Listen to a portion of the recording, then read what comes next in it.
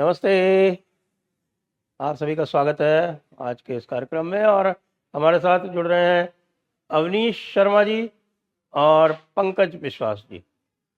और हम बात करेंगे, आप सभी देख रहे हैं कि क्या उथल पुथल मची हुई है भारत की राजनीति में। तो स्वागत है आपका अवनीश जी। सभी दर्शकों से अनुरोध है हमारे चैनल्स को सब्सक्राइब करें, वीडियो को लाइक करें। अवनीश जी, अभी ताज़ा समाचार आया है कि मीनाक्षी नटराजन ने अपने राज्यसभा के चुनाव के नॉमिनेशन रिजेक्शन को जो चुनौती दी थी सुप्रीम कोर्ट में, उसको सुप्रीम कोर्ट ने सुनने से मना कर दिया है। बताइए जी क्या सर। होगा। सबसे पहले तो बात यह है कि हमारा सुप्रीम कोर्ट इस देश की सर्वोच्च न्यायपालिका ये मानती है कि भारत का लोकतंत्र बिल्कुल सही ट्रैक पे है। भारत का लोकतंत्र सड़क से लेके संसद तक कहीं खतरे में नहीं है। भारत के लोकतंत्र को भारत की जुडिशरी सर्वोच्च न्यायपालिका ये न सिर्फ सपोर्ट कर रही है बल्कि उसको एंकर कर रही है। और मुझे लगता है सर कि भारत के इतिहास में भारत के डेमोक्रेसी के लिए इतना बड़ा कोई कदम इससे पहले उठाया गया हो, अगर हम वेस्ट बंगाल के एसआईआर को ही ले लें। हमारी अदालतें कभी आड़े फैसले, कभी टेढ़े फैसले, कभी सीधे फैसले। अब आड़ा टेढ़ा सीधा या गलत या सही फैसला हमेशा सापेक्ष होता है। जिसके पक्ष में जाता है वो कहता है कि बड़ा अच्छा फैसला है, जिसके पक्ष में नहीं जाता है वो कहता है गलत फैसला है। कुछ को आड़े फैसले लगते हैं, कुछ को टेढ़े लगते हैं। लेकिन क्या भारत की लोकतांत्रिक इतिहास में इससे पहले कोई ऐसा मौका आया है कि जब भारत की सर्वोच्च न्यायपालिका ने किसी एक प्रदेश या भारत के किसी हिस्से में कौन सही मतदाता रहे और कौन सही सरकार चुने, इसके लिए अपने अधिकारियों की सेवा दी हो, फैसले देता रहा है। लेकिन बंगाल के एसआईआर में हमने देखा कि इस देश की सुप्रीम अभी तो जुडिशरी बात ने मध्य प्रदेश की हो रही है, वहां तो टंचमाल जो है वो फेल हो गया। सर वहीं आ रहे हैं। उस टंचमाल को भी फेल किसने किया? उसी जिसने टंच उनको माल टंचमाल कहने कहा था। वाले ने ही फेल किया। तो सर कांटे से कांटा निकालना तो हम लोगों ने सुना होगा, लेकिन मोदी हैं तो मुमकिन है। टंचमाल कहने वाला ही टंचमाल को 2 कौड़ी का निकाल के फेंक देता है। ये भी मोदी एरा में पॉसिबल है सर। इसलिए मीनाक्षी नटराजन के केस में जो फैसला आया है, अभी सुप्रीम कोर्ट ने जो एडमिट करने से इनकार किया है, वो ये बताता है कि सुप्रीम कोर्ट भी अब यह मान चुका है कि इस देश का विपक्ष केवल फटा ढोल पीट रहा है। मैं तो इसमें दूसरी बात कहता हूं कि सुप्रीम कोर्ट ने एडमिट करने से मना किया कि साहब आप देखिए कि आपके पास जो रिकॉर्ड्स अवेलेबल है वो इलेक्शन पिटीशन का सदैव अवेलेबल है, और वहाँ रिजल्ट डिक्लेयर हो चुका है। आप इलेक्शन पिटीशन पे जाइए हाई कोर्ट में, हाई कोर्ट में उसका ट्रायल होता है। एज सिविल सूट वो चलती है इलेक्शन पिटीशन, उसको फांद के सीधे सुप्रीम कोर्ट। वो सुप्रीम कोर्ट में 2 लोग बैठे हुए हैं, वो कहते हैं कि हम सबको जो सब सुनवाई करवा देंगे तुम्हारी। और ऐसा चूंकि 2-4 बार हो गया है तो लोग सबको लगता है कि सब बाकी सारी न्यायपालिका बेकार है, सीधे चलो सुप्रीम कोर्ट। तो उसको एक झटका दिया है वापस कि ऐसा है, लाइन से आओ, तुम कोई स्पेशल नहीं हो। आप क्या सोचते हैं? सर ये पहला मौका थोड़ी ना। कपिल सिब्बल चचा को लात मारी थी जब ये पहुंच गए थे कि बीजेपी के कुछ चीफ मिनिस्टर इतनी अभद्र भाषा बोलते हैं। उसमें उन्होंने उत्तराखंड के मुख्यमंत्री की एक कोट किया, शुभेंदु अधिकारी उनको सारी हेमंता विश्व शर्मा को कोट किया। उस केस में सिब्बल को क्या कहा था सुप्रीम कोर्ट ने? यही कहा था कि भाई आप इतने सेलेक्टिव कैसे हो सकते हैं, ये पिटीशन हम आपकी इनकार करते हैं, लेके जाइए और सबका सजरा बना के ले आइए, तब देखते हैं कितनी हेट स्पीच आती है। तो सुप्रीम कोर्ट तो निश्चित तौर पर, ममता बनर्जी ने पूरा चुनाव ही सुप्रीम कोर्ट में लड़ लिया और उसका नतीजा पा लिया। तो ये बहुत सारे लोग इस देश में सर कहते हैं कि जुडिशियल रिफॉर्म कब आएगा, जुडिशियल रिफॉर्म कब आएगा। मैं आपको बताऊं सर, एक बार मैंने बात किया था senior journalist Harishankar Jain sir से। तो मैंने एकदम जिज्ञासु के तौर पर उनसे पूछा, मैंने कहा सर ये जुडिशियल रिफॉर्म कैसे होगा? ये क्या मतलब कोई फाइल है जिस पर दस्तखत हो जाएगी और उसके बाद एक दिन ऐसा आएगा कि रातों रात इस देश में जुडिशियल रिफॉर्म हो जाएगा? कैसे इसको हम लोग समझें?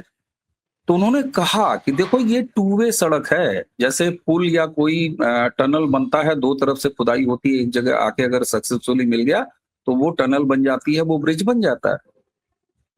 बोले भाई ये कोई ऐसी फाइल नहीं है कि जिसमें रातों रात कोई बैठ के सिग्नेचर कर देगा और जुडिशियल रिफॉर्म हो जाएगा। इस देश के सीजीआई जब वकालत के धंधे में पड़े हुए ऐसे काकरोचों को एड्रेस करते हैं तो ये क्या है? मैं तो इसे जुडिशियल रिफॉर्म मानता हूं। और ये भी एक प्रक्रिया है। तो एक तरफ सरकार से आएगा, दूसरी तरफ सिविल सोसाइटी से आएगा, तीसरी तरफ खुद जुडिशरी से आएगा।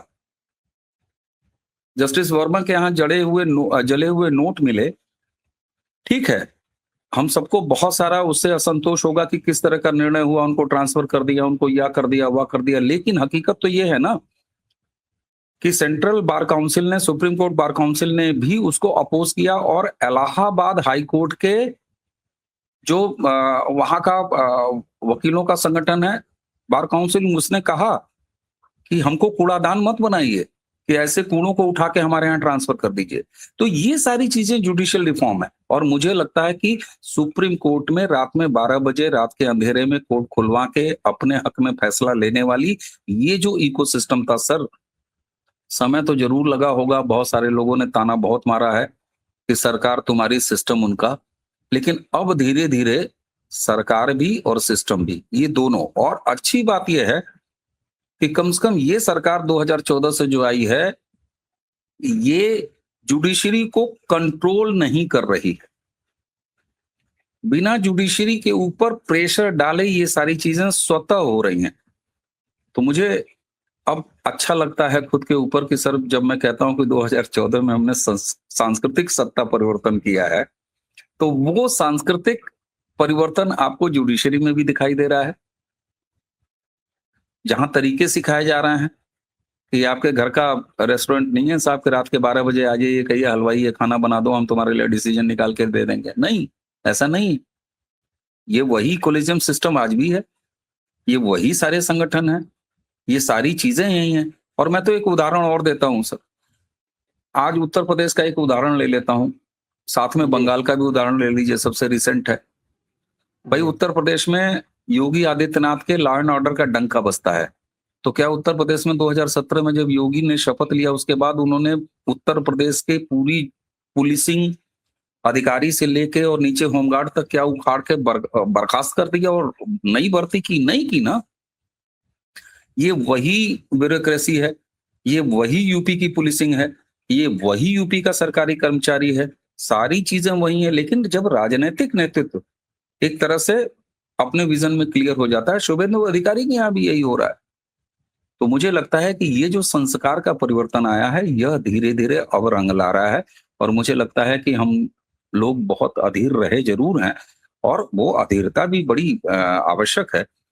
लेकिन 12-14 सालों में अगर इतना बड़ा परिवर्तन आया है, जिस देश में यहाँ तक इसको गर्त में लेके जाया गया था, चाहे वो पॉलिटिकल सिस्टम हो, चाहे वो ब्यूरोक्रेसी हो, चाहे वो जुडिशरी हो, तो मुझे लगता है कि ये अस्थाई परिवर्तन की तरफ हम बढ़ रहे हैं। ऐसा नहीं है कि एक सीजीआई साहब आए हैं, उन्होंने कॉकरोच कह दिया, और उन्होंने सही एड्रेस किया। हमारे यहाँ देशी में एक कहावत है सर, काने को काना मत कह दो, 1000 काने में एक काना होगा। मैं किसी की डिसेबिलिटी को कहीं से अपमानित नहीं कर रहा हूं, दिव्यांगता को कहीं से अपमानित नहीं कर रहा हूं। लेकिन सर, होता ये आया है हमारे समाज में, और मुझे लगता है कि अब ये टोटल शुद्धिकरण, जो एक शुद्धिकरण एसआईआर से शुरू हुआ, आगे आके अब इसका कंप्लीट वो डेमोग्राफी तक आ रहा है।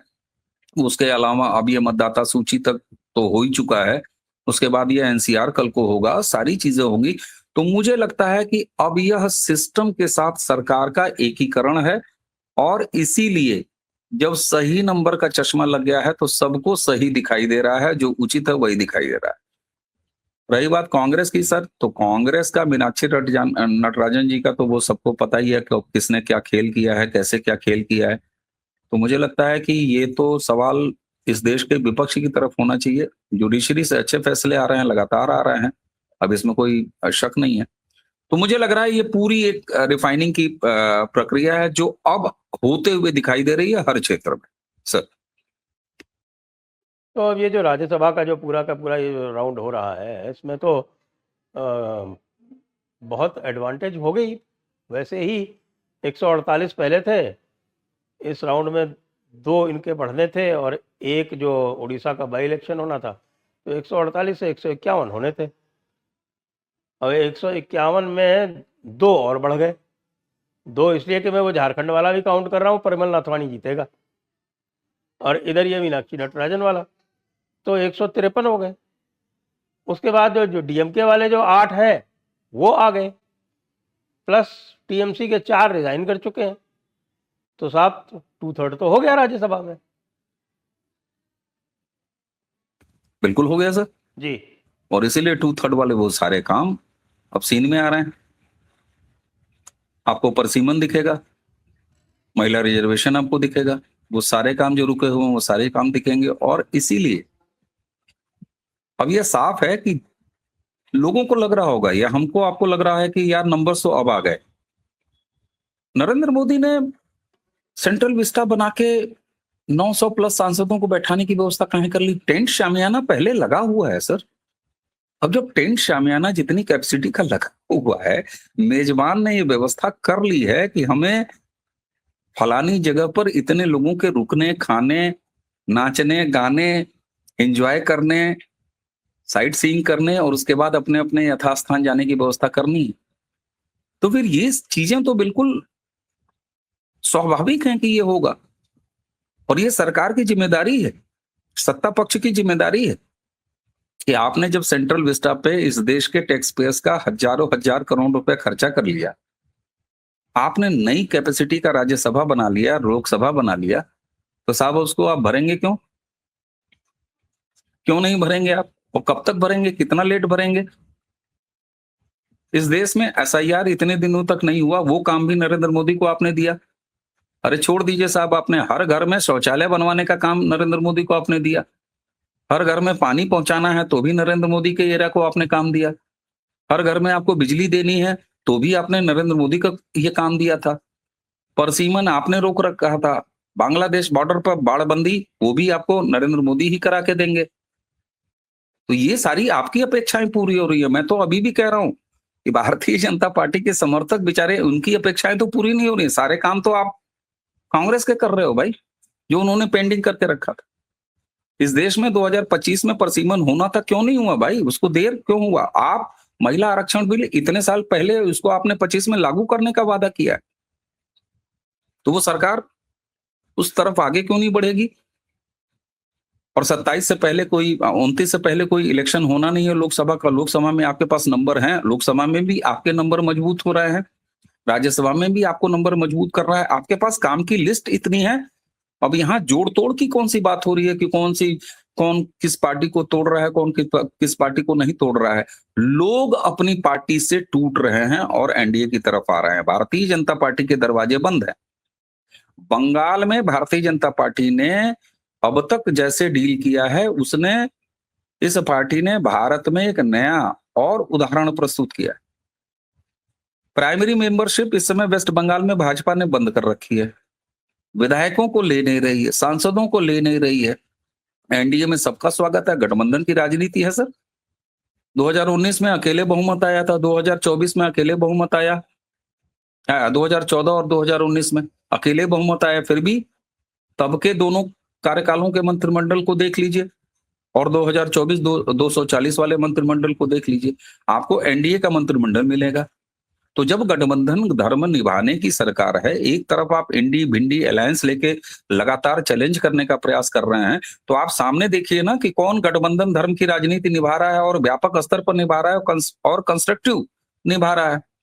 तो जो वादा किया है, परसीमन अगर ड्यू है तो वो होना है, बिना नंबर्स के नहीं होगा 2/3 के। महिला बिल अगर पहले ही पास करा के रखा जा चुका है, मातृशक्ति के लिए, रिप्रेजेंटेशन के लिए इतना बड़ा अगर अनाउंसमेंट और कमिटमेंट भाजपा दिखा चुकी है तो वो तो करेगी।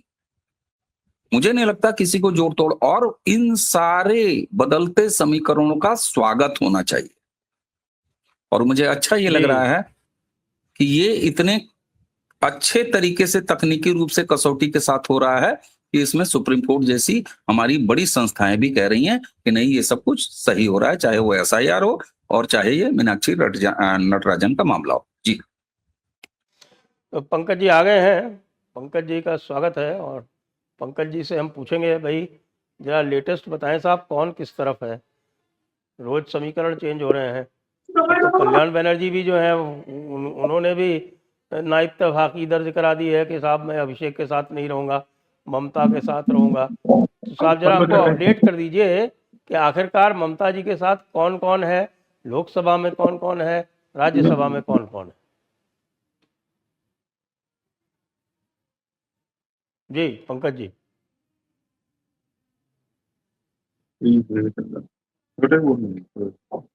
आपको आवाज आ रही है मेरी?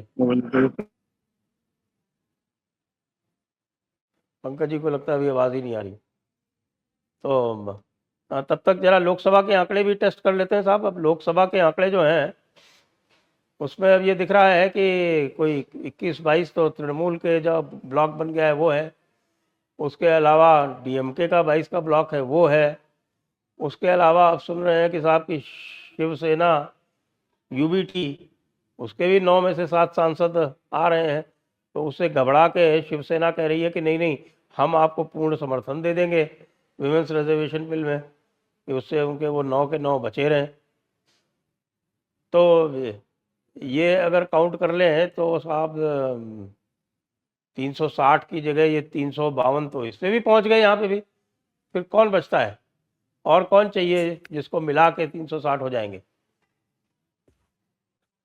सर मुझे नहीं लगता कि अब 360, 362, 361 या राज्यसभा में इतने, राज्यसभा में उतने, इस पर बात होनी चाहिए। मैं तो एकदम इस पर बात ही नहीं करना चाहूंगा। किसने किसको तोड़ा, कौन कहां जा रहा है, अब यह बातें बेमानी हो चुकी है। कारण ये कि यह देश और इस देश की राजनीति पंकज अब जी आपको इस मेरी आवाज देश आ रही के है? हाँ जी सर, आप देखिए, सही आ रही है सर। परफेक्ट ठीक है परफेक्ट।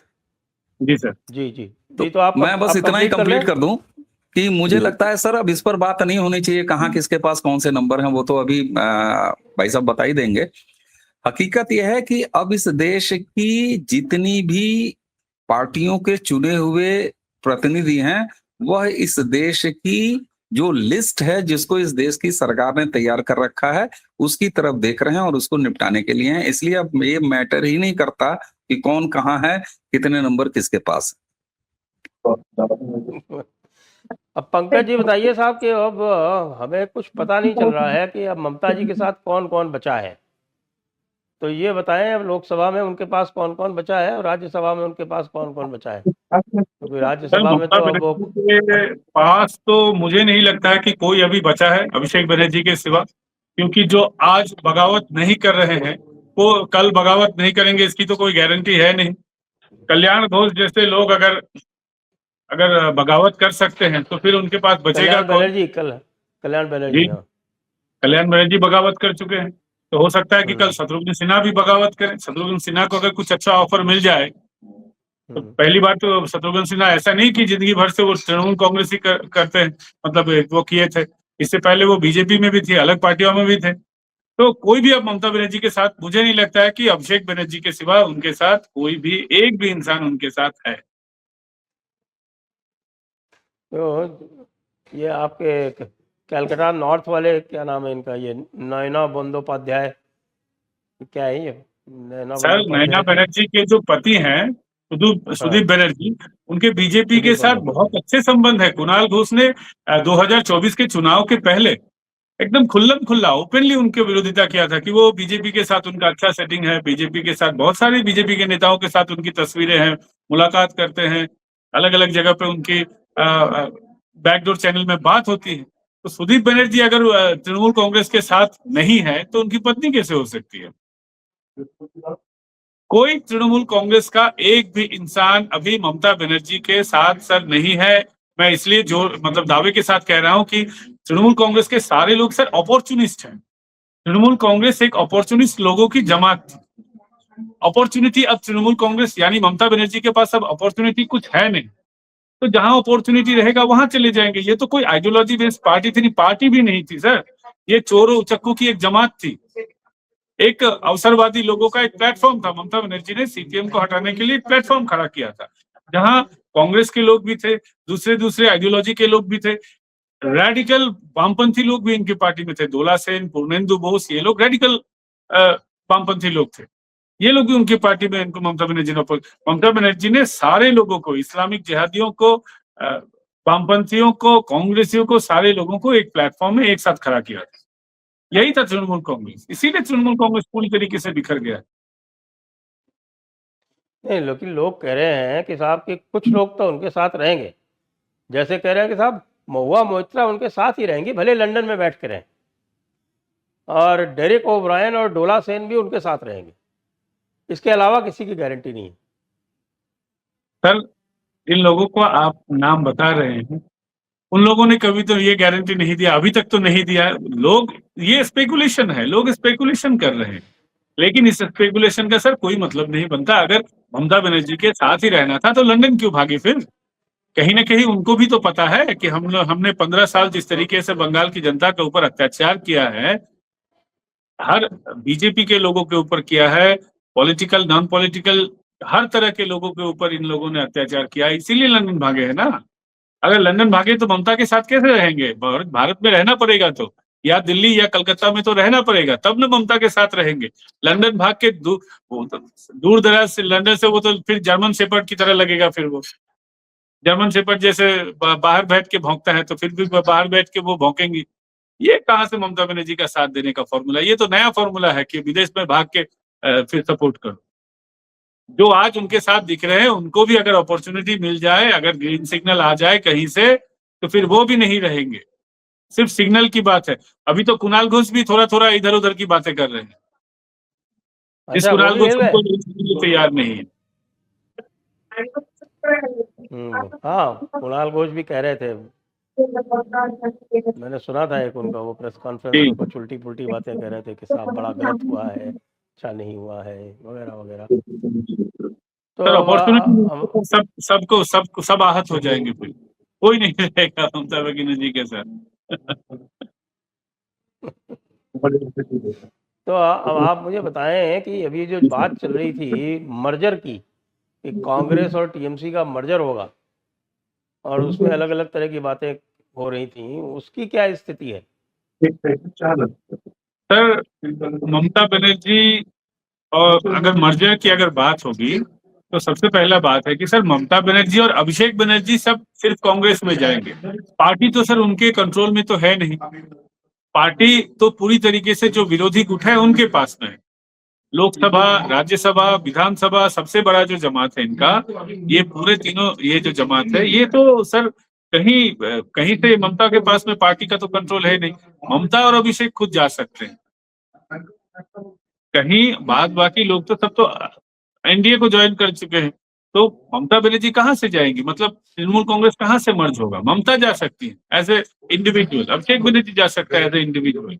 मुझे लगता है कहीं ना कहीं कांग्रेस के नजर में ममता बनर्जी का जो वो तृणमूल कांग्रेस का जो पॉलिटिकल फंड है, मुझे लगता है उसके ऊपर नजर होगी कांग्रेस। इसी की वजह से उनको लेना चाहते हैं। लेकिन अगर वो मर्ज करना चाहेंगी तो फिर विरोधी गुट भी उसमें अपना दावा, फिर पार्टी को अपने कंट्रोल में लेने के लिए दावा ठोकेंगे। जी अवनीश जी, आपके पास क्या समाचार है इस मर्जर का? सर देखिए, मर्जर कोई संवैधानिक व्यवस्था तो है नहीं। किसी पॉलिटिकल पार्टी का किसी पॉलिटिकल पार्टी में मर्जर, इस तरह की कोई संवैधानिक व्यवस्था नहीं है, प्रोविजन ही नहीं है। ये तो कहने कहाने की बात है कि आप हमारे अंदर मर्ज कर जाइए, वरना भारत के अगर हमारे जो इलेक्शन कमीशन का पूरा नियम देख लीजिए, पॉलिटिकल पार्टियों का जरा मर्जर एक्विजिशन या जितनी भी, अब तो मुझे कंपनी याद आने लगी है, तो इस तरह का कोई संवैधानिक नहीं है। ये तो ठीक उसी तरीके से है कि ममता बनर्जी की टीएमसी वाली बस में ममता को यानी ड्राइवर को और कंडक्टर उनके भतीजे को बाकी सवारियों ने कहा कि सड़क पर उतर जाओ, और उनमें से कोई दो बैठ के वो गाड़ी अपनी लेके निकल गए। पीछे से आती गाड़ी में किसी ने लिफ्ट मांग लिया, वो आगे चली गई। इतना ही होना है। तो भारत में भारतीय राजनीति की जो पार्टियों की जो संवैधानिक स्थिति में, उसमें मर्जर नाम के किसी चीज का कुछ है नहीं। अगर आज मर्जर हो जाए तो एक टेक्निकल सवाल आ जाएगा कि नहीं, कि वो दो फूल और हाथ का पंकज जी पंजा। आपका म्यूट रखिए, आप कुछ बोल रहे हैं पंकज जी सर? म्यूट कर लीजिए। पंकज जी से कहा मैंने म्यूट कर लीजिए, वो पीछे से आवाज आ रही। अच्छा, हाँ। तो मैं वही कह रहा हूं सर कि अगर कोई मर्जर की बात करता है तो मैं एक टेक्निकल सवाल उठाता हूं कि कांग्रेस पार्टी में अगर ममता बनर्जी और अभिषेक बनर्जी तृणमूल का ले जाके मर्जर करते हैं, तो तृणमूल किसकी है ये तो डिसाइड करेगा इलेक्शन कमीशन। कौन से विधायकों का ग्रुप, उसका लीडर ऑफ अपोजिशन कौन होगा, ये डिसाइड करेगा कौन? वो डिसाइड हो चुका। वो करता है स्पीकर। दो ऑफिस इन्वॉल्व होते हैं, एक स्पीकर जो कि ये बताता है कि ये ग्रुप और इसका लीडर कौन होगा, उसके बैठने की जगह कहां होगी। लेकिन वो जो ग्रुप जिसका लीडर कहीं बैठ रहा है विधानसभा में या लोकसभा में, तो भैया ये किस पार्टी को बिलोंग करता है ये तो इलेक्शन कमीशन डिसाइड करेगा। फिर तृणमूल का दो फूल लेके हाथ के पंजे के साथ कैसे मर्जर होगा? तो मर्जर की अवधारणा दरअसल भारत में केवल एक मान्यता है। जैसे वो होता है ना कि एक पुरानी रवायत है कि इस तरीके से लोगों का मर्जर हो जाया करता है। आज भी उत्तर प्रदेश में लोकतांत्रिक कांग्रेस जिंदा है, कभी मर्जर नहीं हुआ उसका। कभी हरशंकर तिवारी, कभी ये लोग रहा करते थे तृणमूल इसके लोकतांत्रिक कांग्रेस के। तो मर्जर का सवाल एक शगुफा है पूरी तरीके से, इसके अलावा और कुछ नहीं है। थोड़ा बहुत कंफ्यूजन क्रिएट करने की कोशिश की थी ममता बनर्जी ने, अभिषेक बनर्जी ने। कांग्रेस इस बात के लिए तैयार नहीं, और मैं आज कह रहा हूं कांग्रेस किसी भी तरीके से ममता बनर्जी या अभिषेक बनर्जी का स्वागत अपनी पार्टी में नहीं करेगी। वरना कोई मुझे ये बता दे कि बंगाल की सारी विधानसभा सीटों पर लड़कर राहुल गांधी निकले हैं, और राहुल गांधी अच्छी तरह ये जान रहे हैं कि उनकी कांग्रेस का रिवाइवल तब तक संभव नहीं है जब तक ये तमाम रीजनल पार्टियां, यहां ममता बनर्जी, देखिए ममता बनर्जी राहुल गांधी के लिए और कांग्रेस के लिए कोई इंपॉर्टेंस नहीं रखती। तेजस्वी को बर्बाद कर दिया, उनकी पूरी राहुल खानदान की इनको लालू खानदान की पूरी राजनीति बर्बाद कर दिया राहुल गांधी ने बिहार में। उनको मुख्यमंत्री थोड़ी ना बनना बिहार का। कल को 2027 में उत्तर प्रदेश में चुनाव होने दीजिए, उनका अगला लक्ष्य है कि वो किसी तरह से अखिलेश यादव की राजनीति को समाप्त करें। जब तक इन क्षेत्रीय दलों की राजनीति समाप्त नहीं होगी तब तक मुसलमान वोट बैंक वापस नहीं जाएगा कांग्रेस की तरफ, ऐसा राहुल गांधी को लगता है, उनकी कांग्रेस को लगता है। तब तक बाकी और जो नेगेटिव नरेंद्र मोदी या भारतीय जनता पार्टी का विपक्ष का वोट है वो नहीं जाएगा। तो ये मर्जर वर्जर की बात बिल्कुल फालतू है। ये केवल अपने लोगों को उन्होंने थोड़ा बहुत दम दिलासा देने के लिए, थोड़ा कंफ्यूज करने के लिए यही किया है। कांग्रेस की तरफ से कोई इसको भाव नहीं मिला है। तो ममता, लेकिन इससे एक महत्वपूर्ण सवाल भारतीय राजनीति में इस समय जरूर होनी चाहिए, और मुझे सही बताऊं तो बड़ा दुख होता है कि इस तरह की चर्चाओं को स्थान क्यों नहीं मिलता।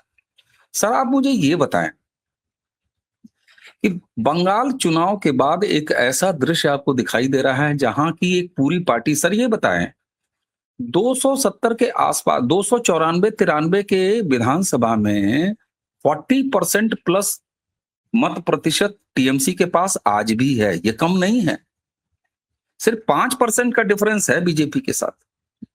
80 मेंबर आपके लोग वहां विधानसभा में बैठे हुए हैं। किसी मुख्य विपक्षी पार्टी के पास 80, 293-94 की विधानसभा में संख्या हो, ये कोई छोटा विपक्ष है सर? नहीं है। 40% से ज्यादा वोट, 80 से ज्यादा विधायक, और उसके बाद भी टीएमसी आज तार-तार होने को तैयार है, भागने को तैयार है, बिखरने को तैयार है, पार्षद से लेके और विधानसभा से लेके लोकसभा और राज्यसभा तक। और भारतीय जनता पार्टी अपने दरवाजे नहीं खोल रही। कहां गई भारतीय जनता पार्टी की वो वॉशिंग मशीन और उसको मिलने वाले ताने? क्या भारतीय राजनीति में यह ऐतिहासिक अवसर आपको नहीं दिखाई देता है कि जहां एक पार्टी, आपने अभी महाराष्ट्र की बात की, उद्धव ठाकरे के पार्टी की, अभी हम डीएमके की जी। बात कर रहे हैं, अभी हम तमाम ऐसे गिना रहे हैं कि इतने नंबर आ गए, उतने नंबर आ गए। भारतीय जनता पार्टी ने एंट्री दी, कितनों को एंट्री दी। और बंगाल के विखंडन के बाद तो यह एक उच्च स्तरीय बहस होनी चाहिए इस भारत की राजनीतिक परिदृश्य में कि भारतीय जनता पार्टी ने एक ऐसा प्रतिमान आज सामने रख दिया है पूरे देश के सामने कि साहब पार्टी टूटने को तैयार है, हम लेने को तैयार नहीं है। हाँ, एनडीए में आओ, एनडीए में तुम्हारा स्वागत करने के लिए तैयार है, क्योंकि काम की लिस्ट लंबी है और लोकतंत्र के जिस मॉडल में हम जी रहे हैं उसमें नरमुंडों की संख्या और नंबर्स मैटर्स। तो मुझे लगता है कि इस देश में एक स्वस्थ बहस, चाहे वो बीजेपी की वो तमाम धुलाई वाली मशीन रही हो, या नरेंद्र मोदी एरा में भाई साहब ये तो फासिस्ट हैं और ये तो बिल्कुल अधिनायकवादी हैं और जिसको चाहते हैं पार्टियां तोड़ते हैं, हॉर्स ट्रेडिंग होती है। सर, टीएमसी की तो हालत यह है कि ये तो पैसा दे के आएंगे, क्योंकि लूटा खाया है इन्होंने। अगर बीजेपी दरवाजे खोल दे तो हॉर्स ट्रेडिंग छोड़ दीजिए, तो उल्टा पैसा दे के आएंगे। आज ये स्थिति बन गई है। तो मुझे लगता है कि राजनीतिक सुचिता का एक नया मापदंड बहस के लिए सामने रखा है भारतीय जनता पार्टी ने बंगाल के माध्यम से, जहां उन्होंने फक्र के साथ, गर्व के साथ, बंगाल भाजपा ने अपनी प्राइमरी मेंबरशिप तक बंद कर रखी है। और इतना ही नहीं, गली गली बताया है कि टोलाबाजी, ये बाजी, कटमनी, दिस दैट, ये सब हमारे नाम पर नहीं चलेगा। बंगाल ने वो रास्ता दिखाया है जिसको बीजेपी लेके आगे बढ़ रही है। इस भारत में सुचिता की राजनीति को अब स्थान मिल रहा है। यही वजह है कि राष्ट्र कल्याण के लिए अगर नीतीश कुमार जी पूरी तरीके से सेट हुए एनडीए के साथ, चंद्रबाबू नायडू अगर परमानेंट सेट हुए, तो आज आपको डीएमसी, आपको डीएमके दिखाई देगी, कल को आपको उद्धव ठाकरे की शिवसेना दिखाई देगी, बाकी सब दिखाई देंगे। तो अब यह राष्ट्र के साथ और राष्ट्र के खिलाफ, यह दो पक्ष की राजनीति चल रही है। और किसी भी देश और किसी भी संस्कृति, किसी भी कालखंड के लिए सबसे सकारात्मक राजनीति यही है। मुझे तो लगता है इस समय सबसे बड़े बहस का मुद्दा यह है कि पार्टियां बिखरने को तैयार हैं, भाजपा लेने को तैयार नहीं है। अगर राष्ट्र हित में आते हो तो गठबंधन धर्म का पालन करते हुए एनडीए में आ जाओ। मुझे लगता है इससे बड़ी बहस इस समय नहीं हो सकती। जी पंकज जी, थोड़ा विषय बदलते हैं और आपसे पूछते हैं कि अब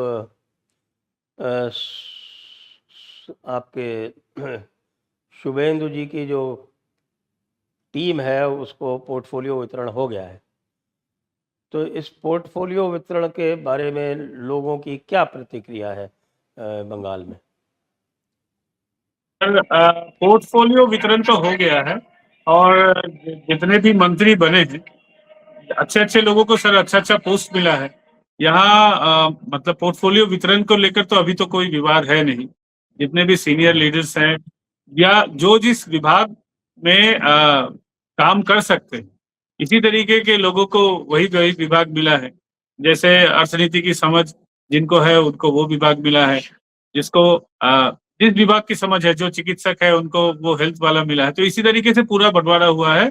अभी किसी को मतलब विभाग का बंटवारा को लेके यहाँ तो कोई समस्या अभी तक तो नहीं है। तो आपके स्वपन दास गुप्ता वित्त मंत्री बनेंगे बहुत दिनों बाद क्या, मेरे ख्याल से जब से बंगाल का आविर्भाव हुआ है तब से पहली बार कोई ऐसा, जिसको बोलते हैं ना कंजर्वेटिव इकोनॉमिस्ट, अभी तक तो सारे लेफ्ट इकोनॉमिस्ट रहे हैं बंगाल में, तो पहली बार आपको ऐसा व्यक्ति मिलेगा जो तथाकथित आप कह सकते हैं कि वो कंजर्वेटिव साइड का है। मैं राइट विंग शब्द का प्रयोग नहीं कर रहा हूँ जानबूझ के, कि वो इकोनॉमिकली कंजर्वेटिव है, वो लेफ्ट विंग की तरह लुटाओ और खाओ वाला मामला नहीं है। लेकिन अब बहुत सारे वेलफेयर स्कीम्स भी हैं, पैसे की भी, रेवेन्यू की कमी भी है, वो सब आप ये कह सकते हैं कि वो विरासत है तृणमूल की और लेफ्ट फ्रंट की। तो कैसे संभालेंगे इसको? सर मुझे लगता है कि इसके लिए शुभेंदु अधिकारी, मैं पिछले साल शुभेंदु अधिकारी जी एक गेट टुगेदर रखे थे, वहां मैं भी था। तो दादा से बात हुई थी इस बारे में कि अगर बीजेपी की सरकार बनती है, अगर आप मुख्यमंत्री बनते हैं तो किस तरीके से चलाएंगे। तो ये एक ऑफ कैमरा ये उनसे बात हुई थी, तो उन्होंने स्पष्ट रूप से एक प्लान दिया था, बोला था कि मेरा जो अभी पर्सनल ये है, उसके बाद तो मैं यहाँ के जो मंत्री रहेंगे और जो लोग यहाँ विभाग में रहेंगे उनकी हेल्प लूंगा। लेकिन उनका जो पर्सपेक्टिव था कि जिस तरीके से सर यहाँ संसाधनों की चोरी होती है, अगर संसाधनों की चोरी को अगर रोका जाए, जैसे यहाँ बालू माफिया आपको पता है पूरी तरीके से अभिषेक का गैंग उसको कंट्रोल करता था। देवचा पचामी में भी वहाँ पे मिट्टी के अंदर बहुत कुछ प्राकृतिक संसाधन है। उसके बाद अशोकनगर में एक ऑयल का भंडार मिला है। पश्चिम बंगाल में 2-3 जगह पे इस तरीके से नेचुरल गैसेस का भंडार है, इस बताया जा रहा है अभी तक, जहाँ खनन होना बाकी है। तो अगर प्राकृतिक संसाधनों का अगर उपयोग किया जाए, वहाँ से एक सरकार को वहाँ से एक हेल्प मिल सकता है, इकोनॉमिकल हेल्प। उसके बाद ममता बनर्जी 15 साल तक कंपनियों को यहाँ आने नहीं दे रही थी, सारी कंपनी यहाँ से भाग रहे थे। सरकारी आंकड़ा बताता है कि कम से कम 7,000 के आसपास बड़ी कंपनियां पश्चिम बंगाल से ममता बनर्जी के टेन्योर में भागी। अगर छोटी छोटी कंपनियों को अगर मिला ले तो ये आंकड़ा 50-60 हजार कहाँ तक जाएगा पता नहीं।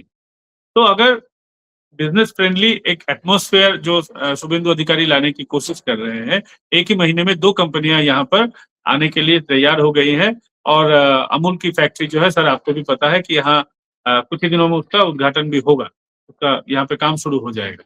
तो अगर सरकार एक बिजनेस फ्रेंडली मॉडल अगर लाए, जिस तरीके से शुभेंदु अधिकारी जी लाना चाह रहे हैं, तो अगर यहाँ पे इकोनॉमी जनरेट होता है तो एक दिन में तो प्रॉब्लम सुधार नहीं हो जाएगा, लेकिन धीरे धीरे मुझे लगता है कि आने वाले 5-10 साल में बंगाल जो है एक प्रगति के रास्ते पे दिखेगा। तो ऐसा नहीं है कि यहाँ पे सिर्फ सरकार जो है खर्चे पे ही ध्यान दे रही है। सरकार जो है अन्नपूर्णा भंडार है या जितने भी सरकार का जो प्रॉमिस था उनको एकोमोडेट करते हुए सरकार सिर्फ ममता बनर्जी के मॉडल पे जाएगी, ऐसा नहीं है। सरकार का अपना, ये शुभेंदु अधिकारी जी का और सारे लोगों का, एनडीए का, प्रधानमंत्री नरेंद्र मोदी जी का, ये डबल इंजन की सरकार है।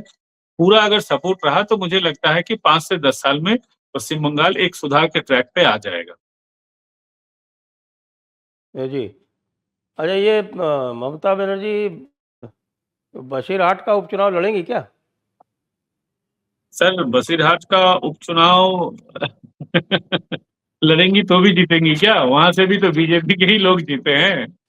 नहीं नहीं नहीं नहीं नहीं नहीं, बशीरहाट की जो 7 सेगमेंट हैं उसमें से केवल 2 में बीजेपी जीती है। 2 में मतलब संदेशखाली और हिंगलगंज, और बाकी की 5 जो हैं उसमें आपके भदौरिया है और मीना खान है और आपके शायद और कौन सा है, और बशीरहाट उत्तर दक्षिण है।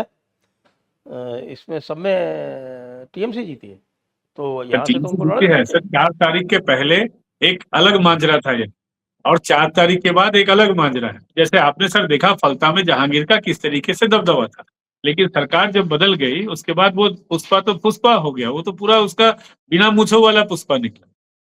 तो यहाँ सरकार बदलने के बाद माहौल सर पूरा बदल गया है। जिस तरीके से 40% सर बता रहे थे कि 40% इनको जो है पब्लिक सपोर्ट मिला है या वोट मिला है, अभी सर वो नजरिए वो नहीं आपको दिखेगा। मैं गारंटी के साथ कहता हूं कि अगर अभी चुनाव हो, सही से हो, कोई भी धांधली की कोई भी पक्ष ना करे, तो भी ममता बनर्जी को वो 40% क्या, ममता बनर्जी को 30% से भी ममता बनर्जी नीचे चली जाएंगी। और सर, मुसलमान समाज यहाँ पश्चिम बंगाल में बहुत बुद्धिमान समाज है। ऐसा नहीं कि वो उससे कुछ नहीं समझते हैं, उनको सारा राजनीतिक समझ उनको बहुत अच्छी तरीके से है। उनको पता है कि कब किसके साथ रहना है। अब देखिए उनके उनके जो लीडर्स हैं, जो स्पिरिचुअल, जो यहाँ अलग अलग संस्था चलाते हैं, धार्मिक संस्था है उनके, सारे बीजेपी के लोगों के साथ बैठक कर चुके हैं कि साहब आपको सपोर्ट करना चाहते हैं। जमीयत उलमा, मैं नाम बताता हूँ आपको, जमीयत उलमा हिंद एक बहुत बड़ा संगठन है यहाँ पश्चिम बंगाल में, उनका बहुत बड़ा यहाँ दबदबा है मस्जिदों पे। तो वो संगठन अगर बीजेपी के साथ खुल्लम खुल्ला एकदम तस्वीर जारी करके अगर बैठ चुकी है, अलग अलग उलेमाओं का जो भी संगठन, जितना भी संगठन है, जो कभी जिसको हम लोग रेडिकल ऑर्गेनाइजेशन अभी भी मानता हूं मैं, वो रेडिकल ऑर्गेनाइजेशन है, फिर भी वो लोग बीजेपी के साथ आना चाहते हैं, वो ओपनली अभी सपोर्ट करने की बात कर रहे हैं। उनको पता है कि सरकार से में रहेंगे तभी कुछ न कुछ दूध घी सारा मिलता रहेगा, सरकार का लाभ मिलता रहेगा। अगर नहीं रहेंगे, अगर ज्यादा मतलब उनका अपोज करेंगे बीजेपी का, तो उसका उनको प्रॉब्लम होगा। इसीलिए मुझे अभी नहीं लगता है कि बसीरहाट से लड़ने पे भी ममता बनर्जी, कहीं से भी पश्चिम बंगाल में कहीं से भी ममता बनर्जी लड़े, कहीं उनके लिए सेफ सीट नहीं है। वो कहीं और जाए, कांग्रेस के साथ मर्ज हो जाए, किसी और पार्टी के साथ चली जाए, यहाँ तो उनका खाता अब नहीं खुलने वाला है। वो बसीरहाट में भी लड़ेंगी तो शुभेंदु अधिकारी जी छोड़ देंगे क्या? 2 बार उनको हराया है, तीसरी बार अब तो उनको खुद भी नहीं लड़ना पड़ेगा, किसी गहरे गहरे से वो हरा देंगे ममता बनर्जी को। ममता बनर्जी अब कब तक वो हारना चाहती है? इतनी बार तो हार चुकी, उनका साथ तो एकदम सेंसेक्स की, जब सेंसेक्स का बुरा स्थिति आता है, जब जिस तरीके से वो डाउन होता रहता है शेयर मार्केट से खराब स्थिति है ममता बनर्जी की अभी। क्यों तो ममता आप क्या बनर्जी कहना है, आप ये ये कर कहना चाहते हैं, आप ये कहना चाहते हैं कि साहब कि ये जो सारे आलिम उलमा हैं, इनको ये पूरी तरह से तैयार हैं कि साहब कि ये सड़क पे नमाज नहीं पढ़ेंगे, और साहब इन्होंने अजान का वॉल्यूम डाउन कर लिया है, और जो धड़ाधड़ जो है वो इलीगल मज़ार और इलीगल इंक्रोचमेंट और मस्जिदें डिमोलिश की जा रही हैं, इन पर इनको कोई दिक्कत नहीं है। सर ऐसा मैं नहीं कह रहा हूँ कि, लेकिन उनको पता है कि सिचुएशन क्या है। सर देखिएगा, पहला मतलब शुभेंदु अधिकारी जी या बीजेपी जब जीती थी, जो पहला जो जुम्मा आया था, उस समय राजा बाजार में किस तरीके का हंगामा हुआ था सर, आपने देखा। लेकिन उसके बाद सेकेंड फ्राइडे जब आया, तब उनके ही बड़े बुजुर्ग उनको समझा रहे थे कि बाबू ऐसा नहीं करना है, पुलिस आएगी मारेगी, जाओ मस्जिद के अंदर नमाज पढ़ो, सड़क नमाज पढ़ने का जगह नहीं है। उनके बड़े बुजुर्ग ही उनको समझा रहे थे, ऐसे ऐसे तो नहीं समझा रहे थे। उनको भी समझ में आ रहा है कि अभी सिचुएशन क्या है, पहले सिचुएशन क्या था। तो सिचुएशन जो है सर बदल चुका है, और बदलते सिचुएशन के साथ वो खुद को हमेशा ढालते हैं। आलतकैया उन्हीं का वर्ड है, ये वो आलतकैया कर रहे हैं। वो समझते हैं कि कब किस तरीके से मतलब पब्लिक में किस तरीके से क्या बात करना है, किस तरीके से क्या करना, कब क्या करना है, वो बहुत अच्छी तरीके से जानते हैं। अब अगर ममता बनर्जी के टाइम में जिस तरीके से वो एग्रेसिव होते थे, आज अगर एग्रेसिव होंगे तो पुलिस भी एग्रेसिव हो जाएगी, फिर केस होगा, हाथ पांव टूटेगा, सर फूटेगा, इससे फायदा क्या है? वो जिस तरीके से कहीं ना कहीं, अब तो सेंसस होगा तब पता चलेगा कि एक्चुअली में उनका क्या नंबर। एक्चुअली मुझे लगता है कि 27-28% से ज्यादा नहीं होना चाहिए। वो बढ़ चढ़ के कभी 30, कभी 35 तक बताते थे कुछ। ये सारा वो तो एक सभी जगह करते हैं, वो सभी जगह बढ़ा के बताते हैं। ये मैं आज से नहीं, बहुत समय से कहता आ रहा हूँ, और वो लगातार जहाँ भी सही आंकड़े आ रहे हैं वहाँ ये सिद्ध होता जा रहा है कि बिल्कुल यही बात है। तो अब पता चलेगा, इसीलिए सर उनको पता है कब किस तरीके से बिहेव करना है, इसीलिए अब वो अलतकैया कर रहे हैं। उनके बड़े बुजुर्ग जो है, उनके जो लीडर हैं, वो समझा रहे हैं उनको कि बाबू अभी ऐसे नहीं करना है, अभी ठीक तरीके से रहना है, अभी कायदे में रहोगे तो फायदे में रहोगे। उनको पता है, इसीलिए कायदे में रह रहे हैं। तो अब अवनीश जी ये बताइए कि कितने दिनों में हम महिला आरक्षण बिल और डीलिमिटेशन बिल पास होते देख सकते हैं?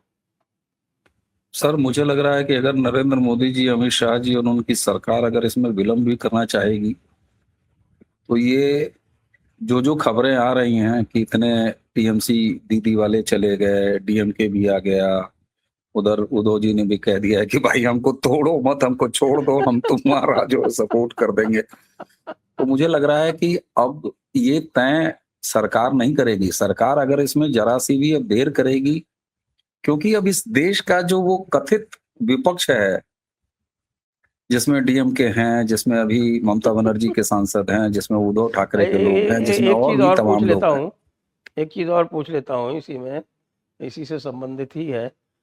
हालांकि इसकी पुष्टि कोई नहीं कर रहा। वो कह रहे हैं कि साहब कि अखिलेश बाबू की पार्टी के कोई 55 विधायक और 25 सांसद जो हैं वो बहन जी के संपर्क में हैं। लेकिन सर बहन जी अखिलेश यादव के संपर्क में नहीं है। नहीं तो उनके तो उनको अखिलेश यादव से कोई लेना देना भी नहीं। नहीं, बहन जी उनके संपर्क में नहीं है, और इस बात की बहुत प्रबल संभावना है कि 2027 के विधानसभा चुनाव के बाद बहुजन समाज पार्टी उत्तर प्रदेश में मुख्य विपक्षी दल हो और समाजवादी पार्टी उससे नीचे हो। इस बात की भी संभावना है। इस पर जरा विस्तार से बात करेंगे। कई फैक्टर हैं सर इसमें। लेकिन अभी जो आपने कहा कि भाई कब तक हो जाएगा वुमेन्स रिजर्वेशन बिल और ये जो परसिमन वाला काम है, ये दोनों चूंकि एक दूसरे से मिक्स हो गया है, तो मुझे लगता है कि अब इस देश की सो कॉल्ड विपक्षी पार्टियों में से बहुत सारे लोगों ने, बहुत सारे सुधी सांसदों ने और लोकसभा के या राज्यसभा के हों, उन्होंने ये तय कर लिया है कि ये राष्ट्र हित के काम है और ये वाकई देश के हित में हैं, इन्हें होना चाहिए। महिला रिप्रेजेंटेशन होना चाहिए, परसिमन होना चाहिए, नया रिप्रेजेंटेशन का पैमाना तय होना चाहिए। हमारी सेंट्रल विस्टा में नई संसद बन के तैयार है, तो अब वह रिक्त स्थानों की पूर्ति होनी चाहिए। अगर उसमें कोई एक परिवार, चाहे वो ममता बनर्जी का परिवार ले लीजिए, चाहे वो केंद्रीय राजनीति में राहुल गांधी और सोनिया गांधी और प्रियंका वाड्रा का परिवार ले लीजिए, अगर यह मात्र अपने पारिवारिक स्वार्थ की वजह से, अपने गिरोह के स्वार्थ की वजह से अगर रुकावट डाल रहा है, तो ऐसी रुकावट के लिए इस देश के ज्यादातर विपक्ष के लोग तैयार नहीं हैं। जिनके पर्सनल और पारिवारिक मामले हैं, मैं उसमें तेजस्वी को भी शामिल करूंगा, मैं उसमें अखिलेश यादव को शामिल करूंगा, ममता ऑलरेडी है, सोनिया, राहुल, प्रियंका ऑलरेडी है। तो अब यह देश और इस देश के चुने हुए जो प्रतिनिधि हैं, लोकतांत्रिक या जनप्रतिनिधि हैं, अब वह जान रहे हैं धीरे धीरे कि यह सरकार इस देश के मूड के एजेंडे को आगे बढ़ा रही है और उसमें उनके साथ देना चाहिए। तो मुझे लगता है कि वो तमाम लोग, यानी धानी लोग जो कंस्ट्रक्टिव विपक्ष की बात करते हैं, सकारात्मक और रचनात्मक विपक्ष की बात करते हैं, मुझे लगता है कि उन्हें धन्यवाद देना चाहिए नरेंद्र मोदी और आज की सरकार को कि उन्होंने कम से कम विपक्ष को कंस्ट्रक्टिव विपक्ष बना दिया और ज्यादातर एक बहुमत विपक्ष का उस तरफ जाते हुए दिखाई दे रहा है। तो अब ये सरकार को तय करना पड़ेगा। मुझे लगता है अगले सीजन में अगर तय नहीं करेंगे तो बड़ा प्रेशर हो गया होगा इस समय मोदी जी और शाह जी पर कि भैया कराओ इसको, बाकी सब तैयार हैं, घर वाले तो छोड़ दो, मोहल्ला तैयार है, और तो और वो विपक्षी वाला टोला तो और ज्यादा तैयार है, कह रहा है कि नहीं बारात आओ। तो पंकज जी से पूछ लेता हूँ कि पंकज जी, अब यही जो बात चल रही है, अब तो कल को फिर अगर 2/3 बहुमत हो जाएगा तो ना केवल विमेंस रिजर्वेशन बिल, बल्कि मैं कहता हूँ कि फिर आगे चल के जो वन नेशन वन इलेक्शन है वो भी शायद आगे बढ़ाया जाए। लेकिन अगर आज चुनाव हो जाए पार्लियामेंट के पश्चिम बंगाल में, तो क्या स्थिति बनेगी?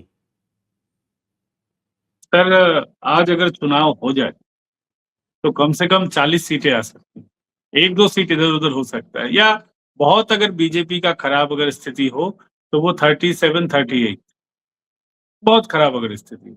आज ये अवस्था है, कोई भी पार्टी, इसलिए मैं ये कह रहा हूं कि कहीं कहीं पे दिख रहा होगा कि जी, विधानसभा में है, लेकिन पूरे लोकसभा क्षेत्र में पूरे लोकसभा क्षेत्र में जीतने लायक स्थिति तृणमूल कांग्रेस की भी कहीं पे ये स्थिति अभी नहीं है। ज्यादातर जगह पे आज टीएमसी जो है पार्टी वो बिखर चुकी है। उनके जितने भी मैक्सिमम म्यूनिसिपैलिटीज हैं वहां पे वो रेजिग्नेशन दे चुके हैं। कुछ कुछ जिला परिषद में भी टूट फूट हुई है, पंचायत तो एकदम तो बिखर चुका ये है। तो सारे ये लोग बिना कॉन्टेस्ट के जीते थे, तो अब रिजाइन कर रहे हैं, तो उसमें क्या बात? हाँ, बिना कॉन्टेस्ट के जीते थे, बिना कॉन्टेस्ट के ही रिजाइन कर रहे हैं। कोई सर, जैसे पश्चिम जीते बंगाल थे में वैसे ये ही। लोग हाँ उसी तरीके से छोड़ रहे हैं। इनको पता है कि अंडा, टमाटर, गोबर अगर ये सब नहीं खाना है तो रिजाइन करके एकदम भले भले एकदम निकल पड़ो। फिर भी ये नहीं हो रहा है। इतना जनता में गुस्सा है कि लोग इन पे टूट पड़ रहे हैं। लेकिन कहीं ना कहीं मुझे लगता है कि सर बीजेपी का भी जो पॉलिसी है, मैं बंगाल के लोगों के नजरिए से आपको ये बोल रहा हूँ कि जब इन पे लोगों का गुस्सा जब वहां पे हो रहा है तो बीजेपी ने बहुत सारे लोगों को अपने पार्टी से निकाला है। ये एक अलग सिचुएशन क्रिएट कर रहा है कि 15 साल से ये लोग पिटाई हुई इनकी, वहां पे अगर जनता जा रही है, अंडे मार रहे हैं, तो जिसके इलाके में, जिस मंडल सभापति के इलाके में हो रहा है, उस मंडल सभापति को निकाल दिया जा रहा है। कॉन्टिन्यूअसली हो रहा है, 3-4 मंडल सभापति निकाले जा चुके हैं, बहुत सारे लोगों को पार्टी से निकाला जा चुका है। तो इतने दिनों तक आप मार खाए, अभी साधु बनकर घर पे बैठना पड़ रहा है लोगों को, ये भी कहीं ना कहीं पे चुभ रहा है। आपने देखा होगा कि नॉर्थ दमदम इलाके में जो वहां के बड़े नेता है उनके जितने भी क्लोज एसोसिएट थे उनके घर पे हमला हुआ था। और पहले त्रिपॉल मिला, जब त्रिपॉल मिला उसके बाद सादा कपड़ा मिला, कफन का कपड़ा मिला, फिर लोगों का गुस्सा टूटा। वहां का मंडल सभापति सिर्फ देखने गया था बेचारा, लेकिन उसको पार्टी से निकाल दिया गया। अब कहीं पे इस तरीके की घटना हो रही है लोगों का, अब तो लोग क्या अपना गुस्सा भी नहीं दिखा पाएंगे क्या?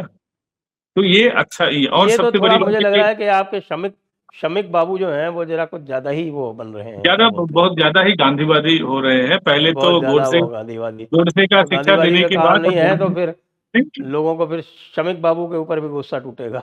हो रहा है, ये सच है। ये बंगाल के लोगों को सच में इन पे गुस्सा आ रहा है कि जिस तरीके से लोगों को पार्टी से निकाला जा रहा है एकदम छोटे छोटे माइनर माइनर अफेयर्स पे, और ये गुस्सा जायज रहता। और ऐसा तो नहीं कि मंडल सभापति ने खुद पीटा है, उनके इलाके के लोगों ने पीटा है, तो वो क्या कर सकता है? अगर वो बचाने जाएगा तो फिर वो भी मार खाएगा। तो इसको पुलिस पे कंट्रोल करना चाहिए। जिस तरीके से गोडसे की किताब हाथ में थमा कर आप अगर गांधी को अपना आदर्श बनाने की बात बोले, तो लोगों को तो कंफ्यूजन क्रिएट हो रहा है बंगाल में अभी।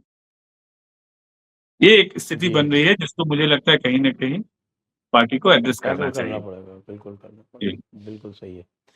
तो आइए आज की चर्चा को अब यहीं पर विराम देते हैं। सभी दर्शकों को बहुत बहुत धन्यवाद, और अवनीश जी को और पंकज जी को भी बहुत बहुत धन्यवाद। जय हिंद, जय भारत, वंदे मातरम। जय हिंद, वंदे मातरम। प्रणाम।